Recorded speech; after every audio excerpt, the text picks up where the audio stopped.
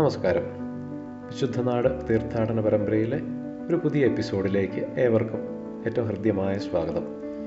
കഴിഞ്ഞ എപ്പിസോഡിൽ നമ്മൾ ഗത്സമൻ തോട്ടത്തിലുള്ള ബസിലിക്ക ഓഫ് ദി ആഗണി എന്ന ദേവാലയത്തിലായിരുന്നു.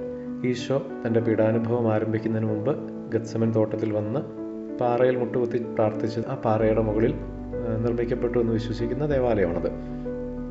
ആ ദേവാലയത്തോട് ചേർന്നുള്ള ഒലിവ് മരങ്ങളുടെ തോട്ടത്തെക്കുറിച്ചൊരു പുതിയ വീഡിയോയിലൂടെ സംസാരിക്കാമെന്ന് പറഞ്ഞിരുന്നു. കാരണം ഒലിവ് മരങ്ങളുടെ ചില പ്രത്യേകതകളും അതുപോലെ ഈശോ ആ സ്ഥലം തിരഞ്ഞെടുക്കുന്നതിനുള്ള കാരണവും കൂടുതൽ വിശദമായി തന്നെ പറയാമെന്ന് വിചാരിച്ചാണ്. ഒലിവ് മലയുടെ താഴ്വാരത്താണ് ഗത്സമനി എന്ന ഈ ഒരു പ്രദേശം നിൽക്കുന്നത്. ഹീബ്രു, അറമായ ഭാഷകളിൽ നിന്നുള്ള രണ്ട് വാക്കുകൾ ഗത് ഷെമൻ അല്ലെങ്കിൽ ഗത് ഷെമനീം എന്ന രണ്ട് വാക്കുകളിൽ നിന്നാണ് ഗത്സമനി എന്ന ഈ ഒരു പേര് വരുന്നത്. ഗത് എന്ന് വെച്ചാൽ ചക്ക് എന്നാണ് അർത്ഥം. ഷെമൻ എന്ന് പറഞ്ഞാൽ എണ്ണ എന്നും, എണ്ണയാട്ടുന്ന ചക്ക് എന്നാണ് ഈ ഗത്സമൻ എന്ന വാക്കിൻ്റെ അർത്ഥം. ഒലിവ് മലയുടെ താഴ്വാരത്തുണ്ടായിരുന്ന ഈ പ്രദേശം മുഴുവനും ഒലിവ് മരങ്ങളുടെ ഒരു തോട്ടമായിരുന്നു.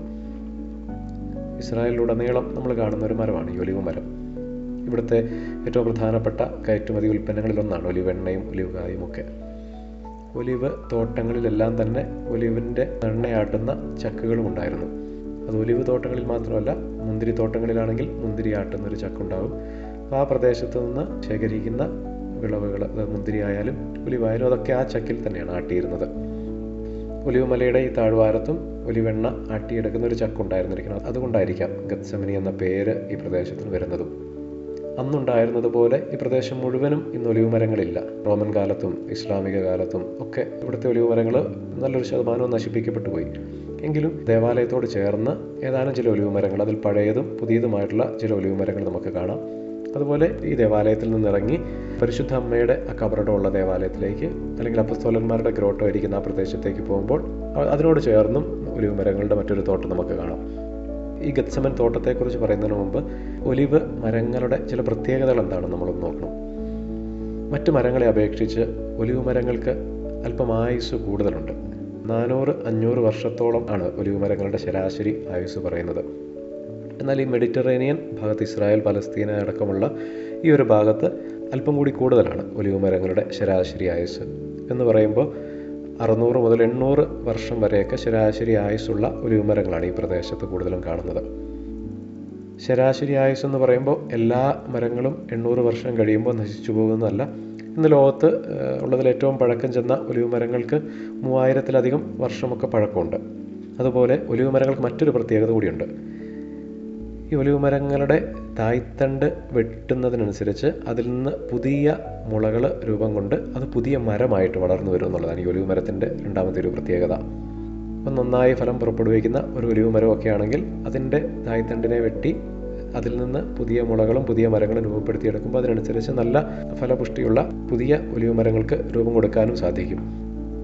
അതുമാത്രമല്ല, ഇതുപോലെ ഒരു പഴയ മരത്തിൽ നിന്ന്, പഴക്കം ചെന്ന ഒരു മരത്തിൽ നിന്ന് വെട്ടി രൂപം കൊടുക്കുന്ന ആ പുതിയ മരം ആ പഴയ മരത്തിൻ്റെ പാരമ്പര്യം സംരക്ഷിച്ചുകൊണ്ടായിരിക്കും നിൽക്കുകയും ചെയ്യുന്നത്. കാരണം ആ മരത്തിൻ്റെ തായ്തണ്ടിൽ നിന്നാണല്ലോ ഈ പുതിയ മരം രൂപപ്പെടുന്നത്. ഇനി നമ്മൾ ഈ ബസിലിക്ക ഓഫ് ദി ആഗണിയോട് ചേർന്നുള്ള ഈ ഗത്സമൻ തോട്ടത്തിലേക്ക് കയറുമ്പോൾ ഇത് ഫ്രാൻസിസ്കൻ മിഷണറിമാരുടെ കൈവശമുള്ള ഒരു തോട്ടമാണെന്ന് പറഞ്ഞു. 1600-കളിലാണ് ഈ തോട്ടം സ്വന്തമാക്കാനുള്ള പ്രക്രിയ ആരംഭിക്കുന്നതെന്നൊക്കെ നമ്മൾ കഴിഞ്ഞ വീഡിയോയിൽ പറഞ്ഞിരുന്നു. അങ്ങനെ അന്ന് ഈ തോട്ടം സ്വന്തമാക്കുമ്പോൾ ഇതിൻ്റെ അകത്ത് പഴക്കം ചെന്ന 8 ഒലിവ് മരങ്ങളുണ്ടായിരുന്നു. ഈ മരങ്ങളെക്കുറിച്ച് പലരും തെറ്റായിട്ടൊക്കെ പറയുന്നത് കണ്ടിട്ടുണ്ട്. 2000-3000 വർഷം പഴക്കമുള്ള മരങ്ങളാണ്, ഈശോയുടെ കാലത്ത് ഈശോയുടെ ആ പീഡാനുഭവത്തിന് സാക്ഷികളായിട്ടുള്ള മരങ്ങളാണ് ഈ നിൽക്കുന്നതെന്നൊക്കെ പറഞ്ഞ് ചില വീഡിയോയിലൊക്കെ തട്ടിവിടുന്നതൊക്കെ കേട്ടിട്ടുണ്ട്. എന്നാൽ യഥാർത്ഥത്തിൽ ഈ ഗത്സമൻ തോട്ടത്തിലുള്ള ഏറ്റവും പഴക്കം ചെന്ന ഈ 8 മരങ്ങളിൽ 3 മരങ്ങളെക്കുറിച്ച് കഴിഞ്ഞ പതിറ്റാണ്ടിലൊരു പഠനം നടത്തിയിരുന്നു. അതിൻ്റെ ഏറ്റവും പഴക്കം ചെന്ന ഭാഗം ശേഖരിച്ച് പഠനങ്ങൾ നടത്തിയപ്പോൾ അതിൻ്റെ ഗവേഷണ ഫലം അനുസരിച്ച് 800-900 വർഷത്തെ പഴക്കമാണ് ഈ 3 മരങ്ങൾക്കുള്ളത്. 8 മരങ്ങളിൽ 3 മാത്രമാണ് പരീക്ഷണം നടത്തിയത്. ബാക്കിയുള്ള 5 മരങ്ങളുടെ പ്രായം അതിലും കൂടുതലാണോ കുറവാണോ എന്നുള്ളതിൽ കൃത്യമായൊരു ധാരണയില്ല. ഈ പരീക്ഷണത്തിൻ്റെ മറ്റൊരു ഫലം കൂടിയുണ്ട്. ഈ 3 മരങ്ങളും ഒരേ തായ്തണ്ടിൽ നിന്ന് വെട്ടിയെടുത്ത് രൂപം കൊടുത്ത മരങ്ങളാണെന്ന് DNA പരിശോധനയിൽ ആ ഒരു കാര്യം കൂടി വ്യക്തമായിരുന്നു. അപ്പോൾ നമ്മൾ ഈ 800-900 വർഷം പുറകോട്ട് ചിന്തിച്ചാൽ അത് കുരിശ് യുദ്ധ കാലഘട്ടമാണ്.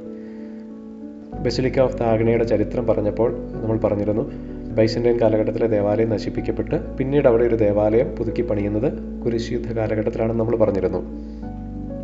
അപ്പോൾ ആ ദേവാലയം ഇവിടെ പണിയുന്ന കാലഘട്ടത്തിൽ, അതായത് ക്രൈസ്തവർക്ക് വീണ്ടും ഒരു പ്രാമുഖ്യം ഈ പ്രദേശത്ത് വരുന്ന കാലഘട്ടത്തിൽ, ഒരുപക്ഷെ അന്ന് ഇവിടെ ഉണ്ടായിരുന്നതിൽ ഏറ്റവും പഴക്കം ചെന്ന മരങ്ങളിൽ നിന്ന് മരത്തിൽ നിന്ന് അതിൻ്റെ ആ ഒരു പാരമ്പര്യം സംരക്ഷിക്കുന്നതിന് വേണ്ടി ഇതുപോലെ തായ്തണ്ട് വെട്ടി പുതിയ മരങ്ങൾക്ക് രൂപം കൊടുത്ത് വളർത്തിയെടുത്തതായിരിക്കാം ഈ കാണുന്ന 8 മരങ്ങളും എന്ന് വേണമെങ്കിൽ നമുക്ക് പറയാം. അതിനെക്കുറിച്ച് ആധികാരികമായി പറയാനോ തെളിയിക്കാനുള്ള രേഖകളോ തെളിവുകളോ ഒന്നും നമ്മുടെ കയ്യിലില്ല.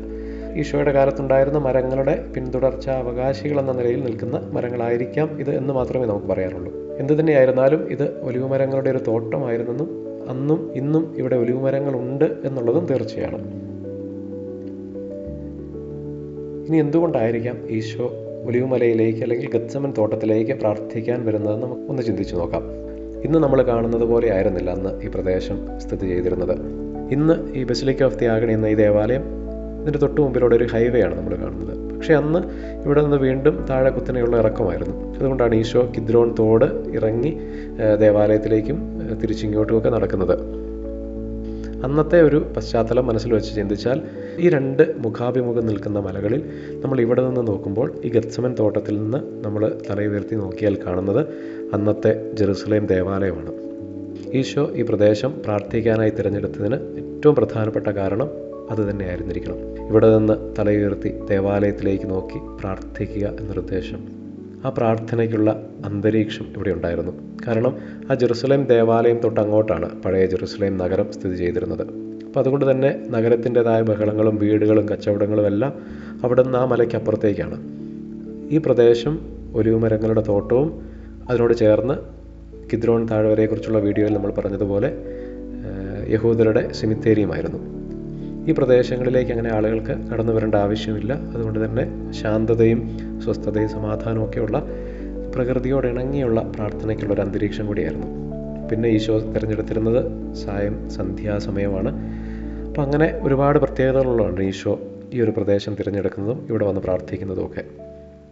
അല്പം കൂടി കടന്ന് നമ്മളൊന്ന് ചിന്തിച്ചാൽ ഈ ഒലിവ് മരങ്ങളുടെ ഫലം പുറപ്പെടുവിക്കുന്ന ആ ഒരു പ്രോസസ്സ് ഉണ്ടല്ലോ, ഒലിവിൻ്റെ കായ് ശേഖരിച്ച് അതിനെ പ്രോസസ്സ് ചെയ്ത് അതിനെ എണ്ണയാക്കിയെടുക്കുന്ന ആ ഒരു ഭാഗം നമ്മൾ ഈ വീഡിയോയിൽ കാണുന്നുണ്ട്.